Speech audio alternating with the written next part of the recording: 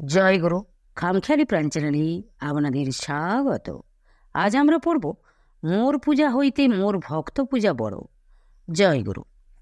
ভক্তি ও ভক্ত উভয়ই স্বর্গীয় অমূল্য সম্পদ। যাহারা ভক্তির অধিকারী হইয়া ভক্ত হইতে পারিয়াছেন তাহারা বাস্তবিকই অশেষ ভাগ্যবান। ভক্তি লাভ করিবার বিবিধ প্রণালীর কথা কীর্তন করিয়া সর্বশেষে ভক্তিশাস্ত্রকার বলিয়াছেন, ভক্তের সেবায় ভক্তি লাভের একমাত্র পথ। প্রকৃত ভক্তের কাছে ভক্তের দিব্যদৃষ্টিতে কৃষ্ণ যেমন পূজ্য তেমনি বৈষ্ণবও পূজ্য। শ্রীগুরু যেমন পূজ্য তাহার ভক্তও তেমনই পূজ্য। ঠাকুরকে ভালোবাসিয়া তাহার ভক্তকে উপেক্ষা করা ভক্তির লক্ষণ বা প্রকৃত ভক্তের লক্ষণ নহে। কৃষ্ণ পূজি বৈষ্ণবেরও না করে পূজন, কখন বৈষ্ণব নহে দাম্ভিক সৃজন। মোর পূজা হইতে মোর ভক্ত পূজা বড়, সেই প্রভু পুরাণেতে কহিয়াছে দৃঢ়। কৃষ্ণের সেবা পূজা করিয়া যদি কোনো ভক্তের কৃষ্ণ ভক্ত বা বৈষ্ণবের প্রতি আসে উপেক্ষার ভাব, তবে তাহার কৃষ্ণ পূজা এবং বৈষ্ণব পূজা উভয়ই সমানভাবে অনুষ্ঠিত করতে হইবে। কৃষ্ণের ভোগরাগ দিয়া বৈষ্ণবতীকে বিমুখ করা ভক্তির লক্ষণ নহে। ভগবান নিজ মুখে বলিয়াছেন, আমার পূজা হইতে আমার ভক্তের পূজা বড়। ভক্তের আসন ভগবান স্বয়ং এত উচ্চে প্রতিষ্ঠা করিয়া গিয়াছেন। কিন্তু দুরন্ত কলির প্রভাব যাইবে কোথায়? কলির প্রভাব সর্বক্ষেত্রে প্রকটিত। দাম্ভিক বৈষ্ণব এবং দাম্ভিক ভক্তের সংখ্যায় আজকাল বেশি দেখা যায়। আত্মসংশোধনের জন্যই বর্তমানে আলোচ্য বিষয়ের অবতারণা। নিছক শ্রী শ্রী ঠাকুরের প্রতিকৃতি প্রতিষ্ঠা করিয়া ভক্তের দল এখন বাড়িয়া চলিয়াছি। ইহা শ্রীগুরুরই অমোঘ মহিমার প্রকট লক্ষণ। ইহা স্বীকার করিতে কোনো আপত্তি নাই। কিন্তু এই জাতীয় ভক্তদের যখন দেখি শ্রী শ্রী ঠাকুরের সাক্ষাৎ শিষ্য সেবকের সঙ্গে অসহযোগ বা বিতৃষ্ণা, তখনই শাস্ত্রের কথা মনে পড়িয়া প্রাণে আতঙ্ক জাগে। তাহারা কি সত্যই ভক্ত না দাম্ভিক? ঠাকুরকে প্রতিষ্ঠা করিয়া তাহারই দীর্ঘকালের ত্যাগী সেবক ভক্তের প্রতি অবজ্ঞা বা বিতৃষ্ণা প্রদর্শন এবং বিতৃষ্ণা সঞ্চারের অভিযান কি সত্যই ঠাকুরের করুণা কৃপাপ্রাপ্ত ভক্তের লক্ষণ? প্রকৃত ভক্ত যে ঠাকুরের ভক্তের পায়েও ভক্তির জন্য লুটাইয়া পড়ে দেখিতে পায়।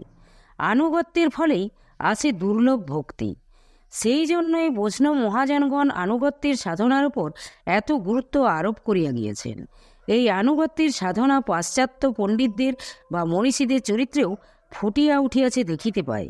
মনীষী রোমা রোলা শ্রীরামকৃষ্ণের জীবনচরিত লিখিতে গিয়া প্রথমে অনুসন্ধান করিয়াছেন তাহার সাক্ষাৎ পার্শ্বদ শিষ্য ভক্তদের, যাহারা সাক্ষাৎভাবে শ্রীরামকৃষ্ণের সঙ্গলাভে ধন্য হইয়াছিলেন।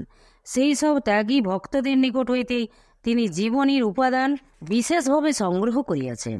এই আনুগত্য মহত্বেরই লক্ষণ। ইহা মহৎ চরিত্রে বিকশিত হইতে দেখা যায়।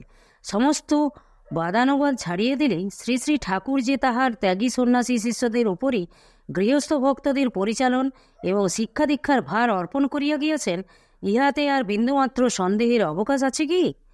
একদিন 2 দিন নয়, দিনের পর দিন, মাসের পর মাস, বৎসরের পর বৎসর যাহারা ঠাকুর সঙ্গ করিয়াছেন, ঠাকুরের খাওয়া পড়া হইতে নির্বিকল্প সমাধি বা ভাব সমাধি পর্যন্ত যাহারা স্বচক্ষে প্রত্যক্ষ করিয়াছেন, তাহাদের কাছে ঠাকুরের শিক্ষা দীক্ষার উপদেশ মিলিবে না। ঠাকুরের বিভিন্ন পুস্তক হইতে কতকগুলি উপদেশ সংকলন করিয়া গ্রন্থ প্রকাশ করিয়া যিনি গ্রন্থকার সাজিয়াছেন, তাহার কাছে মিলিবে যথার্থ পারমার্থিক উপদেশ। প্রকৃত ভক্ত হইলে তিনি সকলকে মঠাশ্রম বা ত্যাগী সন্ন্যাসী অভিমুখী করিবেন। আনুগত্যের উপদেশ না দিয়া নিছক ঠাকুরের প্রতিকৃতি প্রতিষ্ঠা করিবার ইঙ্গিত দিলেই কি সিদ্ধি বা সাফল্য আসিবে? মঠে বহুবার প্রত্যক্ষ করিয়াছি, শিক্ষা দীক্ষা বা উপদেশ প্রার্থী হইয়া যাহারাই আসিতেন, তাহাদের সকলকেই প্রথমে ঠাকুরের প্রিয়তম শিষ্য ভক্তদের কাহাকেও না কাহাকে আশ্রয় করিতে হইত।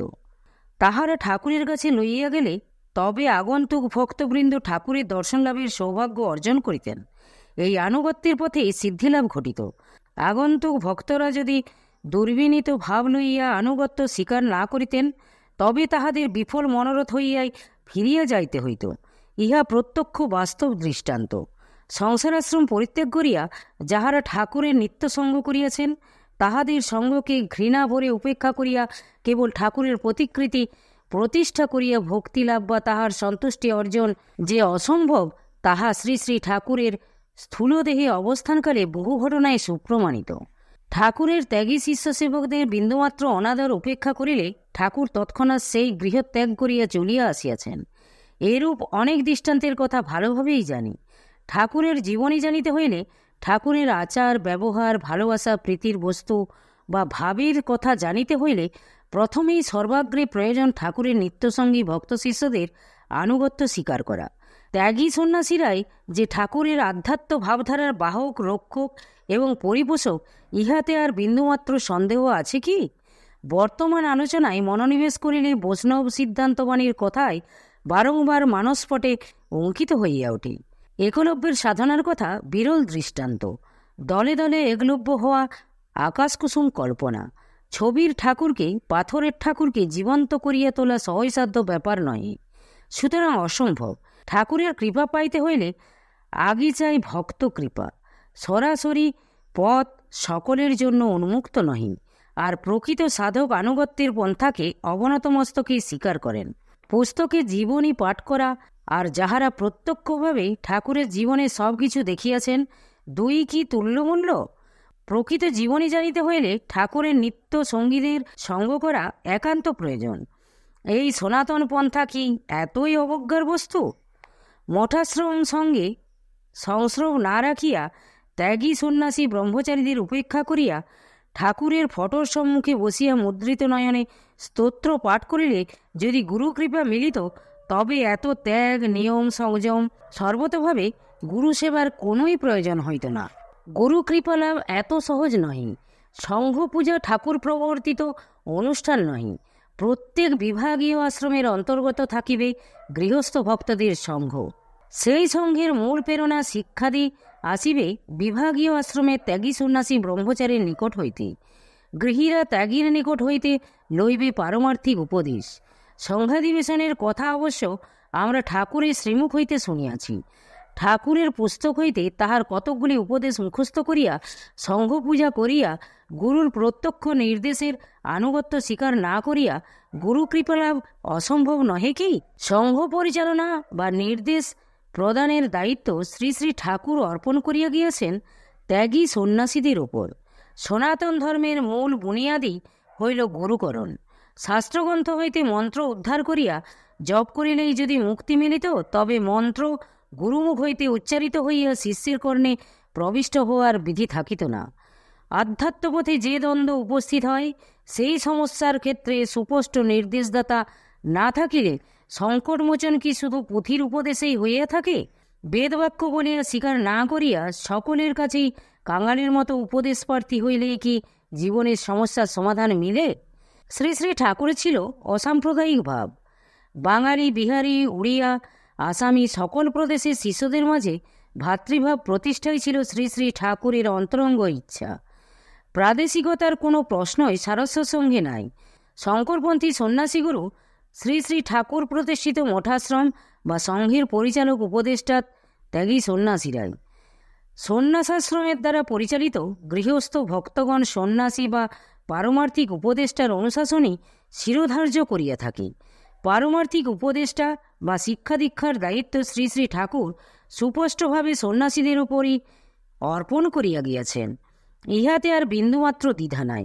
ঠাকুরের নিত্যসঙ্গীদের স্থান প্রকৃত ভক্তের সর্বোচ্চে। ভক্তকৃপা উপেক্ষার বস্তু নহে, ভক্তকৃপাই ভক্তিলাভের কণ্ঠহার। জয় গুরু, জয় গুরু। আজ এই পর্যন্তই। যদি আপনাদের ভালো লেগে থাকে তাহলে চ্যানেলটিকে সাবস্ক্রাইব করে সাথে থাকবেন। জয় গুরু, জয় গুরু।